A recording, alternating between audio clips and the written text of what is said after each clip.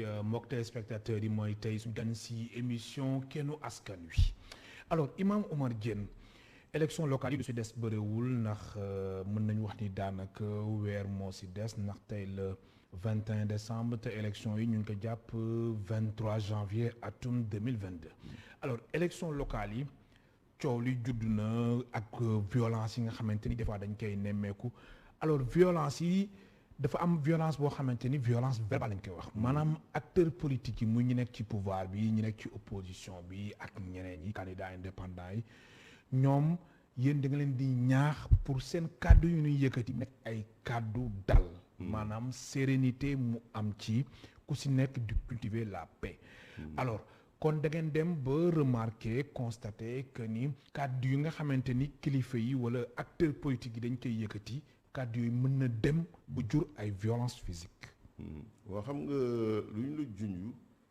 jamono day daf te dëgg fi nekk yi fi mujjee wane na ne réew mi ngi perdre repère am mu ngi perdre repère am mooy bu ñu la convoqué tribunal sax da ngay ànd ak ay nit bu mu andi fitna te yàlla suñu borom daf ñu wax événement mars yi ngay wax événement mars bañ yi convoqué Ousmane Sonko convoqué Ousmane Sonko bi ak convoqué Barthélémy Dias bi yëpp gis ngeen li mu fi jur ak li mu fi andi kon nag te comme dañu jëm ci ay jongante yu mag te loolu mën na andiwaat fitna ndax nit ñi ñam nañ ko ragal ñu ci delluwaat pour ñu bañ ci dellu nag ñu xamal leen lii xew lan la mooy oote ji rek de ce devoir civique ci jour scrutin bi nga ñibbi jàmm ak salaam te nag loolu li koy andi mooy ñii nga xam ne ñooy jongante ñu andi programme te bañ a andi wax xas baaxul tuuma baaxul beddi baaxul wax ju ñaaw baaxul li ko noonu mooy kenn ku nekk ne buñ ma faree dinaa fi def lii dinaa doxalee nii dinaa dem fii bëgg naa defal tamit jigéen ñi lii élèves yi ñi lii teg si table bi programme bu leer loolu moo ëpp buy jëriñ askan bi buy jëriñ askan bi loolu mooy élection bi ndax da nga ne damay liggéey sama askan ci sama gox boo ko defee keneen def ko ku gagné so loolu du opposition du parti au pouvoir Sénégal yëpp la concerné kenn ku nekk wane xam na ne li mu ci war a mën a def na ko kuñ ci fal ñeneen ñëpp jàppale la ci ndax gox bi la koñ bi la quartier bi la commune bi la te commune ñi ko bokk ñoo fa dëkk ñoo fa nekk ñoom xamante nañu bu baax kon kii ku nekk danaan maa gën a mën a defar na andi li mu wax ñu xool mais bu fekkee ne ay xuloo ak saaga la loolu moom jarul alors mën nañu wax ni imam que ni violence bi nga xamante ni moo am ci géopolitique bi les responsabilités sont partagées absolument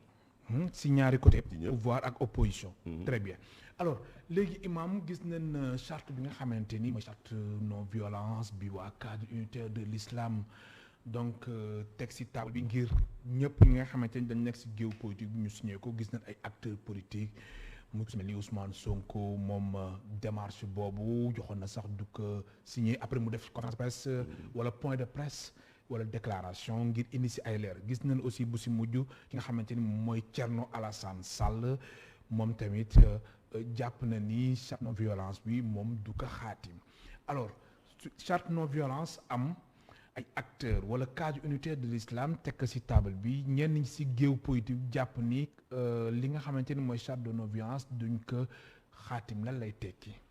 mooy xam nga charte bi man wax dëgg yàlla. nit day wax lu mu gis xam ko. oui.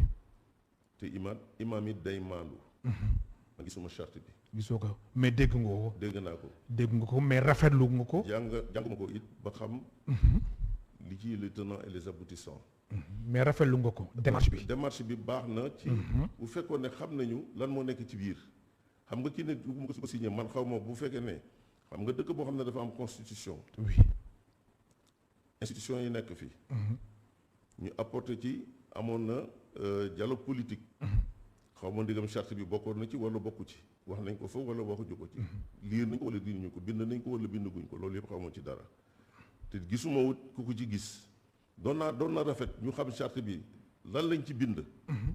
d'abord ku ko transgressé lan moo la ciy xaar ensuite lan mooy sanction yi ci contenant yi.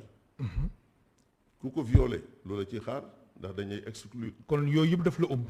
imam ëmp ñun ñëpp. mais est-ce que justement lu mu la ëmpee nii imam est-ce que lii waru woon nekk prétexte muy cadre unitaire de l'islam nga xamante ni que dina yu bëree yëpp a ngi si sax mën naa wax daanaka ñëpp a ngi si ak yéen évêques yi imam yi ulema yi ak évêques yi yéen ñëpp ngeen di xàccanoo di dóoranoo mu nekk ba nga xamante ni ku si nekk doo jaar sa yoon comme fan yi ñu doon déggee cadre unitaire dem ñu dégg évêque imam et ulema. waaw xam nga cadre unitaire de l'islam. oui. léegi bokkuñu ci. oui mais est-ce que waroo leen woon wut kuréel gi nga xamante ni yéen ñëpp siy nekk. doon na baax nga déglu mu tuuti. oui très bien. évêques yi bokkuñu ci. bu ñu waxee cadre unitaire de l'islam catholique yi bokkuñu ci. ndax jànguñu alxuraan xamuñu lu ñu tëdd xamul lan la ci tëdd dañ ñaan ñun bokkuñu ci boolewuñu ñu ci. oowuñu ñu ci xamuñu lan la nekk. plaidew moo pour ñoom mais lu gënoon ñu def benn cadre boo xam ne ñëpp ci bokk. très bien voilà foofu laay waxee. muy xool ñëpp tey Barthélémy Dias bokkul ci l'islam. cadre est-ce que mën na ko tënk wala mënu ko tënk. loolu yëpp ay question la est-ce que mën na ko tënk wala lu mënu ko tënk est-ce que dañuy wax république ou diine. dañuy wax justice am na beneen justice bu charia xamuñu dem ci charia lañ ko lonk wala ci politique wala ci civil lañ ko def. donc gisaguñ ci dara loo xam ne jóge na ci cadre bi jëm ci nit ñi waroon nañu def publication bi ñoo xam contenant yi articles yi luñ ci wax lan mooy sanctions yi aussi. et comme nous sommes en république waroon nañu xam aussi ku transgresser loi yi wala règlement bi. lu la ciy xaar. loolu yëpp c'est quelque chose yu ñu ignoré la. kon imam yow su ma la déggee bu baax imam Oumar Diène ñi nga xamante ni ñoom pare wu ñu ngir xaatim charte non violence bi doo leen blâmer 100%. mu ngi leen blâmer parce que nit ñi kenn liirugu ko ci. ñun xamaguñ ci ñun sax dañu ci. mais quand même cadre bi def na ay tànk jéego dem waxtaan ak yenn ci acteurs politiques yi ngir sensibiliser leen ngir élection yu ñu jëm jàmm mën a am ci réew mi. loolu lu baax au moins ñoom xam na quand même. loolu moom lu baax la jàmm. les tenants et les aboutissants oui. jàmm am ci réew mi. mais charte xam nga bu ñu ko defee dañ naan ku ko violé lii moo la ciy xaar bon ñun gisuñu ko xamuñu tenants et aboutissants comme ni ma ko waxee ku transgressé règlement bi ak loi bi kenn xamul lu ñu ciy wax kenn xamul lu lay dal comme amoon na dialogue politique. man doon naa rafet lu ñu ci dialogue politique bi ñu andi fa charte bi ne lii dañ ko ci bëgg ñu boole ko ci téye mu dugg ci. ci dialogue politique ba ñëpp xam lan moo ci nekk. mais comme charte bi jàmm lay dox ñu ne jàmm la ñu bëgg. yàlla na jàmm am. amiin te ñoom it balaa ma leen nañu def lépp pour jàmm am. très bien seete nañu kilifa yëpp. ku ko signé. alhamdulilah ku ko signé wul tamit bu ko kenn blâmer ndax peut-être xamu ci dara. wala amu ci maîtrise. mais bu leeree ci boppu nit ñi rek ñëpp a koy nangu. charte bi sax ledda rek la. d'ordre général. mooy nañu def ay élections ci jàmm. ci jàmm oui. bu kenn yàq alalu jàmbur. autorité bi na def lu mu war a def citoyen bi def lu mu war a def journalistes yi sax ñoom it def lu ñu war a def. mooy informer nit ñi sur la bonne information. ci kaddu gu sedd gu baax boo xam ne mooy dëgg rek. très bien bu sàngam woote nañu fukki nit ak juróoma fi woote. diw gagné na wala diw def na nii def na mu jeex ci affaire. très bien alors imam respect des institutions gis na nit démb da ngeen ci insister bu baax a baax ndax dañu nemmeeku ni Sénégal am na su ñoo xamante ni dañuy salfaañe suñu wàllum institution yi. ñu leen neex nañ koy jëlee alors lu tax démb ngeen taxaw foofu ngeen insister que ni nit ñi wala acteurs yi wala sénégalais yëpp nañ respecter suñu ay institutions. waaw xam nga tey. bu ñuy seet ci Sénégal li fi gën a yàqu wala li ñu fi gën a ŋàññe. mu justice bi bu ñu ko ragal wax. justice bi. justice bi nit ñi dañ ko comprendre. justice boo leen waxee ñoom ñu ne dañu am seen jot. seen temps. ak ni ñu koy maanaam ñoom nee na le temps de la presse n'est pas le temps de la justice n'est pas le temps de la presse ou le temps des autres. dëgg la te it dëgg la ndax dossier boo ko yoree foog nga jàng ko jàngaat ko jàngati ko. ndax nit la concerné. yéexaay bi ak résultat yi en général moo dul ànd ci nit ñi. ndax da nga koy gis ci façon bu nekk. yii gaaw yii yéex loolu mooy andi jax-jax bi ci nit ñi. te nit lu muy def ba ñu koy ŋàññe baaxut. nañu réviser waat affaire bi bu dee dafa manqué ay magistrat ñu yokk leen. concertation amit ci lépp. oui ba nga xam ne verdict bu génn ci benn mbir nit ñi dañu lii la. kon imam oui mais bu demee ba nga xam ne. nit ñi dañu gagné justice bi ci décision bu nekk.